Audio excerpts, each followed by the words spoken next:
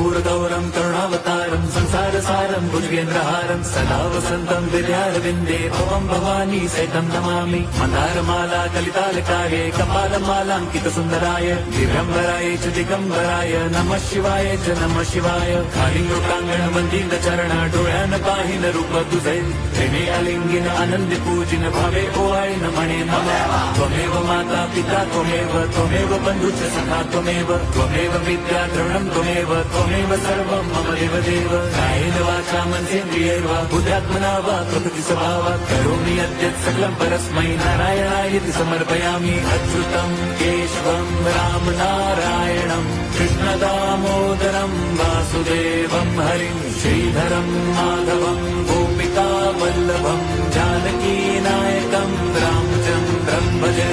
हरे राम हरे